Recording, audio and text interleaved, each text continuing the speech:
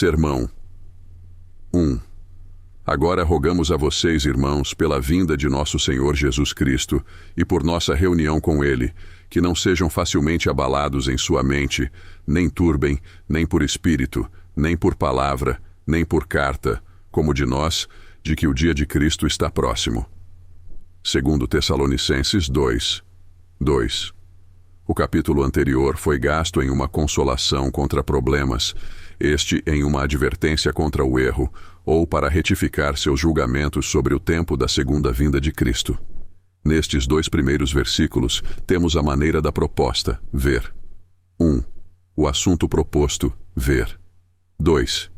Primeiro, o modo da proposta é muito patético, por meio de conjuração ou obtestação.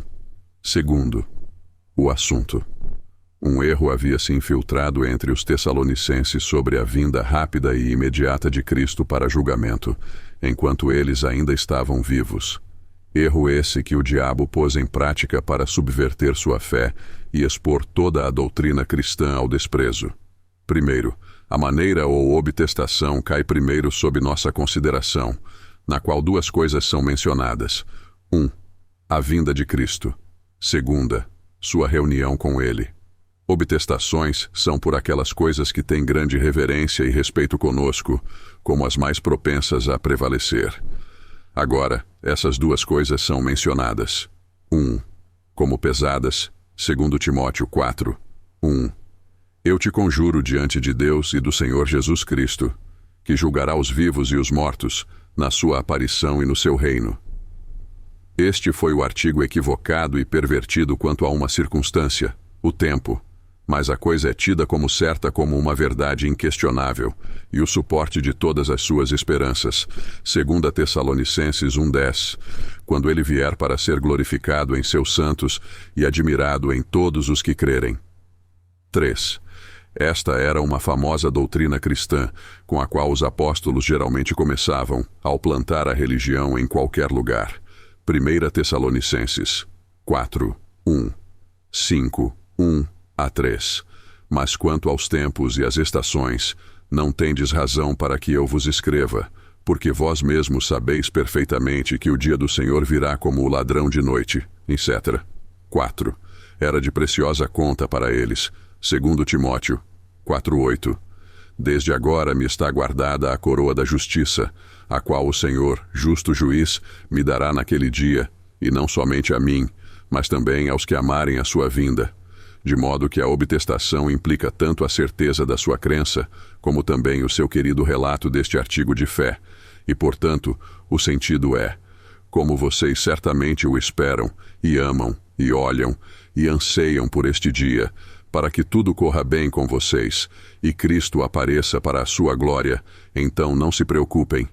Doutrina primeiro, que a vinda de Cristo para o julgamento é uma verdade bem conhecida, firmemente acreditada e sinceramente desejada por todos os verdadeiros cristãos. Doutrina 2, que quando Cristo vier, todos os santos serão reunidos a Ele. Doutrina primeiro, que a vinda de Cristo para o julgamento é uma verdade bem conhecida, firmemente acreditada e sinceramente desejada por todos os santos. 1. Que é bem conhecida, o apóstolo produz o testemunho de Enoque. Judas 14. Eis que o Senhor vem com 10.000 dos seus santos. Davi frequentemente menciona isso como algo deleitado pelos crentes. Portanto, em uma tensão poética, ou melhor, profética, ele convoca os céus, a terra, o mar e os campos para se alegrarem diante do Senhor, pois ele vem para julgar a terra. Ele julgará o mundo com justiça e os povos com sua verdade. Salles 96.13. E novamente, Salles 98:9. Ele convoca as criaturas para se alegrarem diante do Senhor, pois ele vem para julgar a terra. Com justiça, ele julgará o mundo e os povos com equidade. Passagens que se relacionam não somente com o reino do Messias, como ele é exercido agora no mundo, mas também com seu ato final de julgamento, até o qual tempo eles não são totalmente verificados. Salomão vincula todo o dever do homem sobre ele por esta consideração: Eclesiastes 12:13, 14. Ouçamos a conclusão de todo o assunto. Tema a Deus e guarde os seus mandamentos, pois este é o dever de todo o homem, porque Deus há de trazer toda obra a julgamento, com toda coisa secreta, seja ela boa ou seja má. E os apóstolos, quando eles iam para o exterior para fazer proselitismo no mundo, geralmente começavam com este ponto. 2. Que isto é firmemente acreditado por todos os verdadeiros cristãos. Isto deve ser assim, porque é o grande incentivo para toda a piedade e santidade, e ninguém jamais desacreditou, exceto aqueles cujos interesses de concupiscências os levaram a questioná-lo, segundo Pedro 3:3-5, sabendo primeiro isto, que nos últimos dias virão escarnecedores, andando segundo as suas próprias concupiscências, e dizendo: onde está a promessa da sua vinda? Porque desde que os pais dormiram, todas as coisas permanecem como desde o princípio da criação, pois isto eles voluntariamente ignoram. E se, ignorantes voluntariamente, seus interesses os colocam sobre isto, em vez de suas consciências, porque esta doutrina os enche de pensamentos inquietos, que eles não podem seguir tão seguramente suas práticas pecaminosas, até que apaguem o medo dela, ou banam os pensamentos dela de seus corações. Mas todos os que obedecem aos ensinamentos da graça, considere-os como graça objetiva ou subjetiva, eles acreditam firmemente nisso. Tito 2:11-13. Porque a graça de Deus que traz salvação se há manifestado a todos os homens, ensinando-nos que, renunciando à impiedade e às concupiscências mundanas, vivamos neste presente século sóbria, justa e piamente, aguardando a bem-aventurada esperança e a gloriosa aparição do grande Deus e nosso Salvador Jesus Cristo. A crença sólida nisso não é tanto encontrada com as dúvidas da mente, mas com as inclinações de seus corações perversos. Agora, as razões aparentes de homens parciais não devem ser ouvidas, especialmente quando transmitidas de forma zombeteira e maliciosa. E por outro lado, a piedade e a mortificação se apoiam em uma razão tão evidente quanto o dever inquestionável do homem, que não precisa ser mantido por uma mentira e falsidade manifesta. Certamente, aqueles que a negam não tanto argumentam contra este artigo de nossa fé cristã, mas zombam dele, e deve ser imputado à malignidade de seus temperamentos, em vez da agudeza ou nitidez de sua razão, que eles não acreditam nisso. Muitas coisas que eles insistem são um sinal manifesto do contrário, como as calamidades do bem, 2 Tessalonicenses 1:4-5. De modo que nos gloriamos em vocês por sua fé e paciência em todas as suas perseguições e tribulações que vocês suportam, o que é um sinal manifesto do justo julgamento de Deus. A perversão da justiça, Eclesiastes 3:16-17, e além disso, vi debaixo do sol o lugar do julgamento, que a impiedade estava ali, e o lugar da justiça, que a iniquidade estava ali. Eu disse no meu coração: Deus julgará o justo e o ímpio, porque há um tempo para todo propósito e para toda obra. As coisas devem ser revistas e julgadas novamente. Uma máquina estatal para servir à ordem e ao governo. O benefício da humanidade precisa de uma mentira para promovê-lo. O interesse carnal governa o mundo ou a virtude? Se fosse mero interesse carnal, que confusão haveria de todas as coisas? Então os homens poderiam cometer toda a vilania, tirar as vidas e os bens dos homens quando for seu interesse, ou poderiam fazê-lo com segurança e secretamente, sem infringir seus interesses. Os servos envenenam seus senhores, se pudessem fazê-lo sem serem descobertos, e não houvesse pecado nisso. Os homens atacam os outros, se estiver no poder de suas mãos, e pegue aquele que puder pegar. Sem impunidade, seria a sabedoria mais verdadeira. Claro é que a virtude não pode ser sustentada sem os pensamentos de um mundo vindouro, e não é razoável imaginar que Deus faria um mundo que não pode ser governado sem falsidade e engano. Terceiro, que é sinceramente desejado por todos os verdadeiros cristãos. Isso é de grande respeito aqui, pois o apóstolo os conjura por tudo o que é caro e sagrado em sua santíssima fé, e sobre isso gastarei principalmente a primeira parte deste discurso.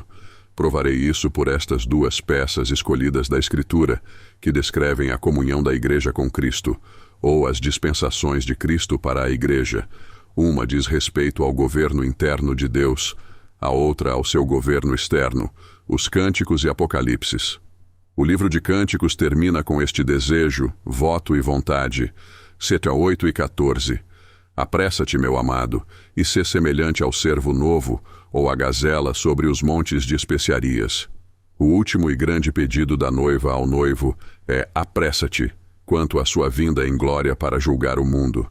Não que Cristo seja frouxo, mas as afeições da Igreja são fortes. Aqueles que andam se prostituindo após o mundo não desejam sua vinda, nem amam sua aparição. Mas o cônjuge teria todas as coisas apressadas para que ele pudesse retornar. Ele não pode vir cedo o suficiente para colocar o mundo em ordem e completar sua felicidade. É somente isso que aperfeiçoará sua consolação, e, portanto, teria o encontro abençoado e desejado apressado. No outro livro, das Revelações, veja como ele é encerrado. Apóstolo. 22 e 20, Cristo diz: certamente venho sem demora. E a Igreja, como um eco rápido, diz: mesmo assim, vem, Senhor Jesus, vem depressa. Ela tira a palavra da boca de Cristo e imediatamente melhora a promessa em uma oração. E assim, a voz de Cristo e a voz da Igreja são uníssonos. A aclamação dos santos responde à sua proclamação. Cristo diz: eu venho, como desejando se encontrar conosco. A Igreja responde: mesmo assim vem, como desejando sua comunhão e companhia. Quando a fé apreende a vinda gloriosa de nosso Senhor Jesus para o julgamento, o amor imediatamente a deseja, como a coisa mais confortável que podemos pedir a Ele. Esse é o pedido de despedida da Igreja para Cristo. Se Ele conceder isso, todas as queixas, tristezas e suspiros não existirão mais. Agora darei a vocês as razões pelas quais isso é desejado por todos os verdadeiros cristãos. 1. Em relação àquele que está por vir, sua pessoa, para que possamos vê-lo, que é nosso grande Senhor e Salvador. Todos os que acreditavam em qualquer coisa de Cristo desejavam vê-lo, aqueles que viveram antes de sua vinda na carne. João 8 e 56. Abraão, vosso pai, alegrou-se por ver o meu dia, e ele o viu, e ficou feliz.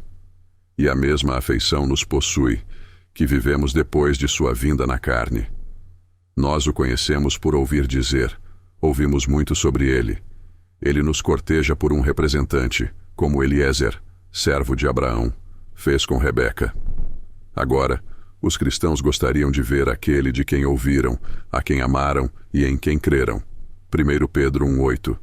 A quem não tendo visto amais, e em quem não o vendo agora, mas crendo, exultais com alegria indizível e cheia de glória. Eles não veem Cristo, mas têm um gostinho de sua bondade. 1 Pedro 2,3. Se é que já provastes que o Senhor é gracioso. Eles sentiram seus confortos e vivem por sua vida. Tudo o que falta é apenas visão ocular, para que possam vê-lo face a face. Portanto, anseiam por sua vinda. A excelência de Cristo, sua cabeça, será então totalmente revelada. Portanto, é confortável para seus santos pensar em sua segunda vinda. É chamada de a revelação de Cristo. 1 Pedro 1,13. Cristo está agora sob um véu, retirado para dentro da cortina dos céus. Os ímpios frequentemente perguntam: onde está agora seu Deus? E nossos próprios corações incrédulos são propensos a questionar a glória de sua pessoa e a verdade de suas promessas, quando seus servos mais fiéis estão sob desgraça. Cristo é um Rei glorioso, mas pouco de sua glória é vista no mundo. Portanto, eles desejam que ele apareça em glória e realeza. Oramos para que seu reino venha. Duas pessoas desejando, há algo nelas para movê-las a isso. 1. O Espírito de Cristo, apóstolo. 22 e 17. O Espírito na noiva diz, vem. O Espírito Santo gera esse desejo na igreja. A natureza diz, é bom estar aqui. Mas esta é uma disposição acima da natureza. A carne diz, parta. Mas o Espírito diz, vem. A grande obra do Espírito é nos unir a Cristo. Ele vem do Pai e do Filho para nos levar ao Pai pelo Filho. Seu negócio é nos casar com Cristo. A promessa sendo passada, a esposa anseia por ver seu amado. É o Espírito que acende em nós um desejo de sua segunda vinda, quando o casamento que agora está contraído será consumado, quando a rainha será levada ao rei em trajes de bordado e entrará no palácio com ele, para ali permanecer para sempre. Bem, então, embora pecadores culpados queiram que Cristo fique longe ainda, e se isso pudesse ser feito por vozes, o mundo carnal nunca daria sua voz desta forma. Mesmo assim, vem, Senhor Jesus, vem depressa. Não, eles são da mente do diabo, porque vieste atormentar-nos antes do tempo. Mathematics 8:29. Ladrões e malfeitores, se pudessem ter a liberdade de escolher, nunca olhariam nem ansiariam pelo dia dos julgamentos. Mas o Espírito na noiva é outra coisa. Ele nos dá outras inclinações. Quanto mais cedo Cristo vier, melhor. Eles nunca podem ser levados a Ele o suficiente, nem Ele virá a eles. 2. Há graças plantadas em nós, fé, esperança e amor, para nos mover a desejar sinceramente sua vinda. 1. A fé crê que Cristo será tão bom quanto sua palavra. Eu voltarei. Se não fosse assim, eu vos teria dito. João 14:2. E se Cristo diz em uma forma de promessa, eu venho, a igreja diz, amém, em uma forma de fé, mesmo assim venha. Se Cristo tivesse ido embora em descontentamento e com uma ameaça em sua boca, vocês nunca mais verão meu rosto. Nós deveríamos desesperar completamente de vê-lo novamente. Mas ele se separou em amor e deixou uma promessa conosco, que sustenta os corações dos crentes durante sua ausência. Cristo nos enganaria e nos lisonjearia em um paraíso de tolos. Que necessidade disso? Ele pode nos matar em um instante se não o agradarmos, e até agora o achamos verdadeiro em todas as coisas, e ele nos deixará no final. 2. Esperança, que é a serva da fé. Ela busca aquilo em que cremos. É o efeito imediato da nova criatura. 1 Pedro 1:3. Gerado para uma viva esperança. Assim que a graça é infundida, ela se descobre por sua tendência ao seu fim e descanso. Veio do céu e leva a alma para lá. 3. O amor é uma afeição de união. Ele deseja estar com a parte amada. Filipenses 1:23. Desejo partir e estar com Cristo. Portanto, sua voz é, venha, venha. Ele tem comunhão conosco em nossas casas de barro, portanto desejamos presença com ele em seu palácio de glória. Sua voz agora é muito doce quando ele diz, vinde a mim, vós que estáis cansados e sobrecarregados. Mas muito mais será quando ele disser, vinde, benditos de meu Pai, herdai um reino preparado para vós, antes que as fundações do mundo fossem lançadas. A reconciliação com Deus é confortável, mas qual será a fruição? 3. Olhe para os privilégios de um cristão. Os crentes então encontram o fruto de seu interesse nele e têm sua recompensa julgada a eles. Apero 22:12. Eis que cedo venho, e minha recompensa está comigo. Cristo não vem de mãos vazias, é apenas manutenção que temos dele agora, mas então salários, penhor agora, mas então a soma total. É nosso dia de pagamento, sim. Antes, é nosso dia de coroação. 2 Tim 4:8. Desde agora me está guardada a coroa da justiça, que Deus, justo juiz, me dará naquele dia. 1 Pedro 5:4. Quando o sumo pastor se manifestar, recebereis a coroa da glória, que não murcha. Aqueles que foram fiéis e diligentes em seu dever, não precisarão procurar outro pagador. O que Cristo nos dá em mãos vale todas as dores que colocamos em seu serviço. Graça e paz interior. Mas então teremos glória e honra. Ele nos honrará aos olhos daqueles que se opuseram, contradisseram e desprezaram. Nosso conforto está oculto, mas nossa glória é sensível, visível e pública diante de todo o mundo. Objeto. Mas como os verdadeiros cristãos podem desejá-lo sinceramente, quando tantos tremem ao pensar nisso, por falta de certeza do amor de Deus? Resposta. Supomos um cristão em uma estrutura correta e que se prepara para sua vinda, mas, 1. O santo mais humilde tem alguma inclinação para esse caminho. Era um dos pontos do Catecismo Apostólico, Agabe 6:2, a doutrina da ressurreição dos mortos e do julgamento eterno. e o catecismo apostólico era para a iniciação ou entrada de cristãos na fé e profissão do Evangelho. Quando eles lançaram o fundamento, esta era uma verdade que nunca foi omitida, a vinda de Cristo para o julgamento. Agora, a fé é uma crença, não apenas com a mente, mas com o coração. Eles deveriam ser afetados com o que eles acreditavam. Sapida scientia era a qualificação, e não apenas com tremor, pois isso os impediria do cristianismo, mas com alegria de esperança, que os convidava à prática dela. HB 3:6. De quem somos a casa, se conservarmos firmes a confiança e a alegria da esperança até o fim. E, de fato, que outra afeição pode se tornar o pensamento das recompensas de Cristo que ele trará consigo? 2. Às vezes pode haver sonolência e indisposição nos filhos de Deus quando suas lâmpadas não são mantidas acesas. Lucas 12:37. Bem-aventurados aqueles servos que, quando o Senhor vier, achar vigiando. Mas as virgens prudentes cochilaram, assim como as tolas, e assim, por um tempo, elas podem estar despreparadas para sua vinda por descuido ou remissão de sua vigilância e negligência de preparação. Mas o espírito e a inclinação dessa forma começam com o novo nascimento. Uma esposa deseja que seu marido volte para casa após uma longa jornada, mas pode ser que nem tudo esteja pronto e em tão boa ordem. Às vezes, todos os bons cristãos desejam a vinda de Cristo, mas às vezes, eles não são tão exatos e precisos em suas caminhadas, e, portanto, suas afeições não são tão vivas. A segurança gera a morte, e Deus é obrigado a nos despertar por meio de aflições agudas. Terceira, a Igreja deseja real e sinceramente a vinda de Cristo, embora trema em algumas circunstâncias de sua vinda. Há um grau de escravidão que impede muito de nossa confiança e ousadia. 1 João 4:17, 18. Nisto é aperfeiçoado o nosso amor, para que tenhamos confiança no dia do juízo. Porque como Ele é, também somos nós neste mundo. Não há medo no amor, mas o perfeito amor lança fora o medo, porque o medo tem tormento. Aquele que teme não é aperfeiçoado no amor. Enquanto somos imperfeitos, pode haver alguns medos de como isso nos acompanhará no julgamento.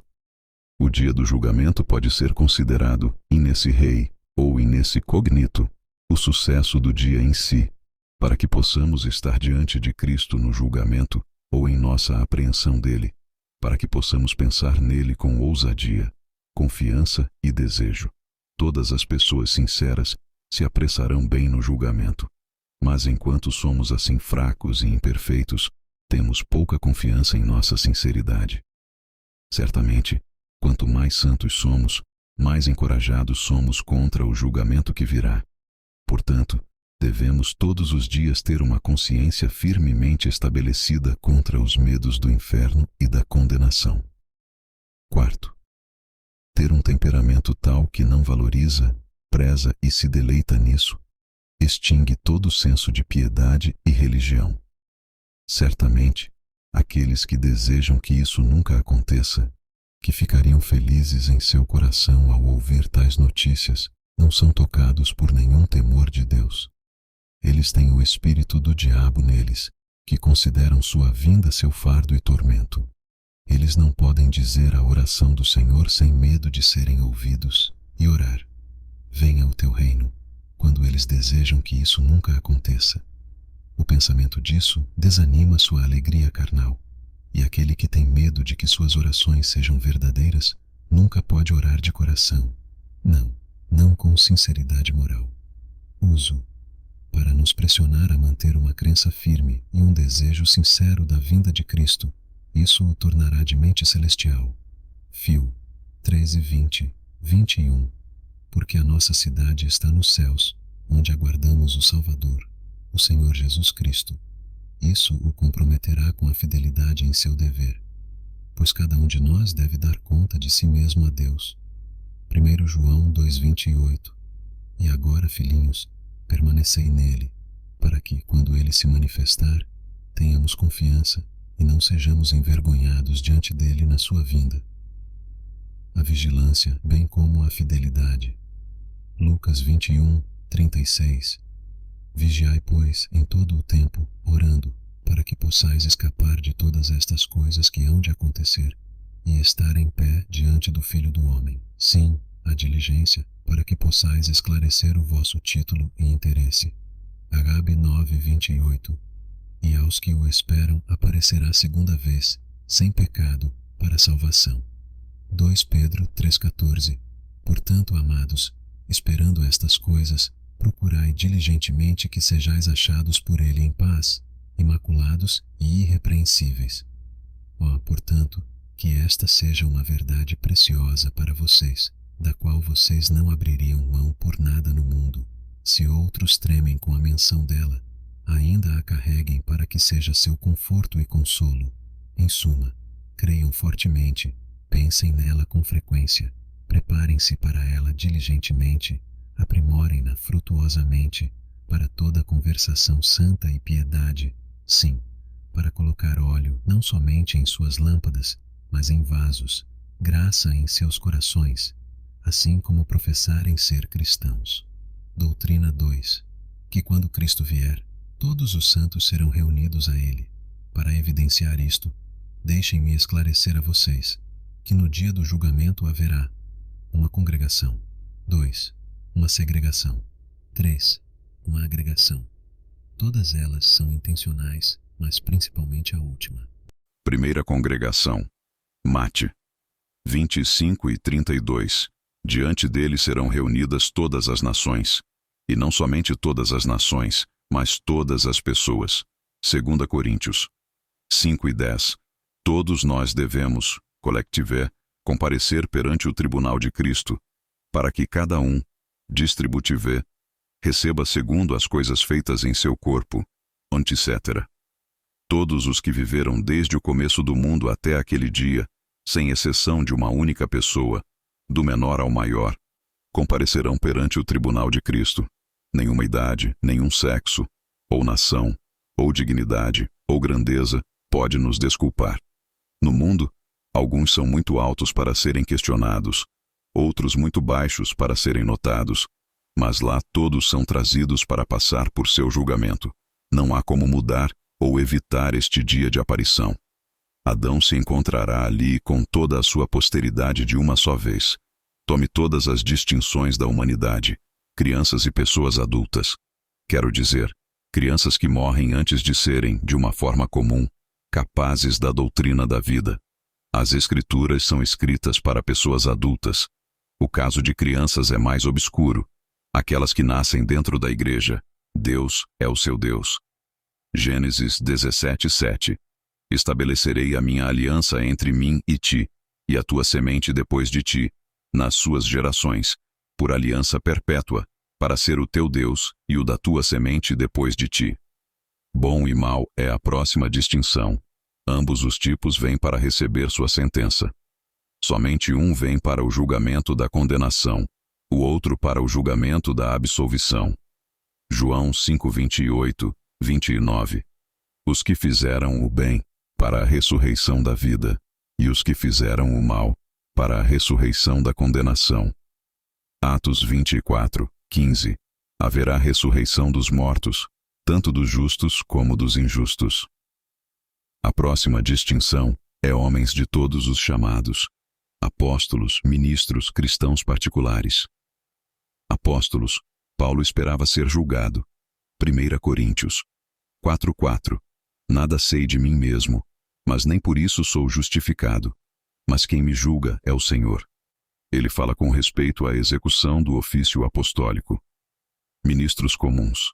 Nabetano 13:17. Eles velam por vossas almas como aqueles que devem dar conta delas.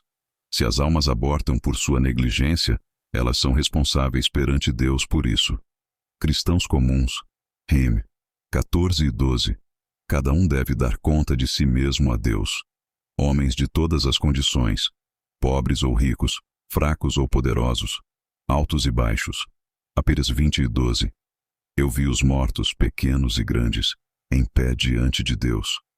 Quero dizer àqueles que são tão distintos agora. Essas distinções não sobrevivem ao tempo, todos estão no mesmo nível.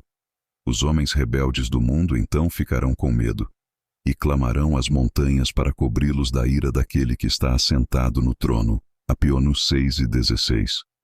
Os pobres não são esquecidos, eles são criaturas de Deus e devem passar por seu julgamento. Assim, todas as pessoas que vivem espalhadas para cima e para baixo no mundo, por mais que difiram umas das outras em ritos, línguas, costumes de vida, serão reunidas em um só lugar. Há uma segregação. Mate 25:32, 33. Ele separará uns dos outros, como o pastor separa as ovelhas dos cabritos, e porá as ovelhas à sua direita e os cabritos à sua esquerda. Pode haver agora uma confusão e mistura dos piedosos e dos ímpios, como ovelhas e cabras pastam no mesmo pasto, e todos eles podem ser criados juntos de acordo com os lugares onde viveram e morreram.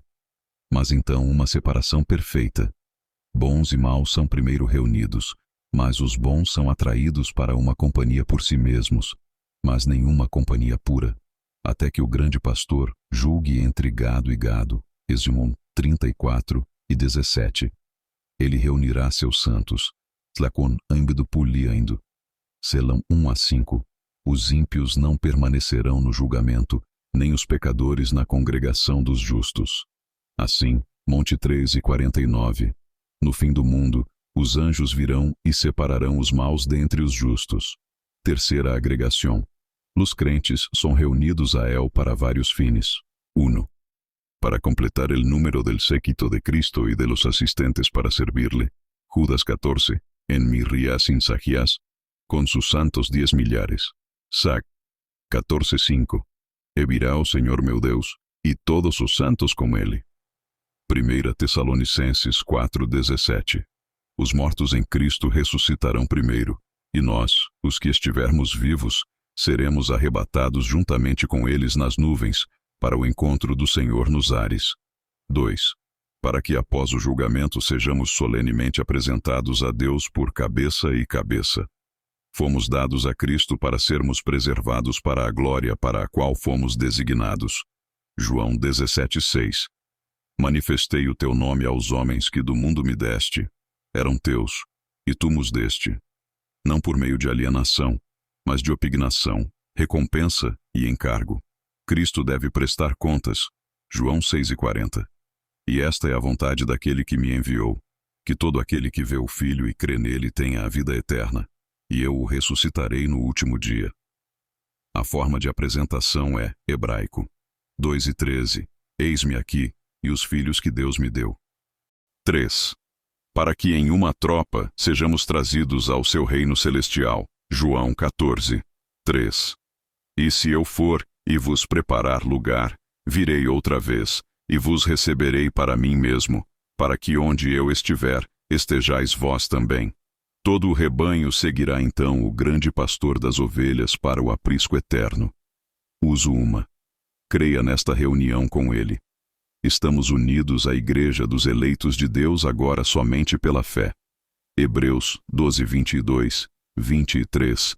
Vós chegastes à Assembleia Geral e Igreja dos Primogênitos, que estão inscritos nos céus. É uma reunião composta de muitas pessoas diferentes, reunidas de vários países, em um só corpo e um só lugar.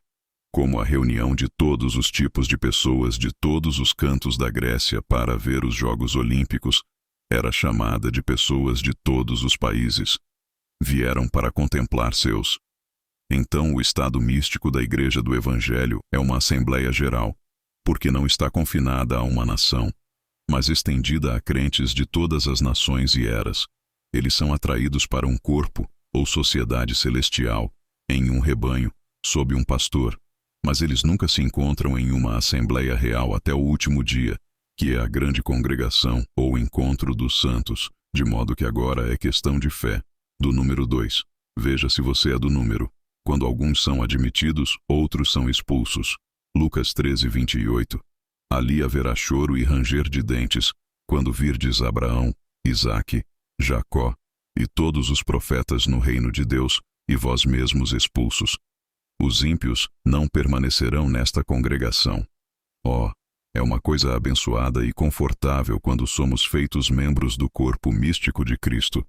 E temos esperanças de que estaremos no número daqueles que se reunirão na grande assembleia e congregação dos justos. Que somos treinados na Igreja de Cristo, que é o seminário do céu. Que não somos mais estranhos e estrangeiros, mas concidadãos dos santos. 3. Vamos melhorá-lo de muitas maneiras. 1. Para nos confortar contra a escassez de caminhantes sérios e cristãos verdadeiros. Agora eles são apenas como 2 ou 3 bagas no topo do galho mais alto. Aqui uma e ali outra. Em alguns lugares mais finas, em outros mais grossas. Conforme Deus tem serviço para elas. Na aparência, micrompimnium, um pequeno rebanho. Lucas 12:32. Mas, considerando todos juntos, eles são uma assembleia geral, que são redimidos de toda tribo, língua e nação. Apocalipse 5:9. Sim. Apocalipse 7:9. Uma grande multidão que ninguém pode contar, de todas as tribos, línguas, povos e nações. Tão poucos quanto somos, e tão desprezados quanto o interesse dos piedosos é, não nos faltará companhia no céu. Vemos poucos indo para o céu, mas quando estivermos reunidos, veremos que nossos companheiros eternos são muitos. 2. Para nos confortar contra a distância dos amigos cristãos. Muitas vezes, somos separados da sociedade de bons cristãos, a quem amamos profundamente. Mas seremos reunidos em uma congregação. Os santos agora estão espalhados pela providência. Eles vivem em diversos países, cidades, casas, têm pouco conforto uns dos outros. Eles vivem onde podem ser mais úteis. Como as estrelas não brilham em um aglomerado, mas estão dispersas por todo o céu. E como eles são a luz da terra, assim eles são o sal da terra, que é espalhado aqui e ali, não colocado em um monte, às vezes pela violência dos homens, perseguição e banimento, às vezes pela morte, que separa amigos, perfectos quem putas morto como pessoas em um naufrágio, chegaram à costa antes de nós. Agora, que conforto é estar unido a todo o povo de Deus, que foi, é ou será, até o fim do mundo, e se reunir em uma assembleia. Mateus 24:31. Eles reunirão os eleitos dos 4 ventos, de uma extremidade do céu à outra. Os santos serão reunidos de todos os cantos da terra.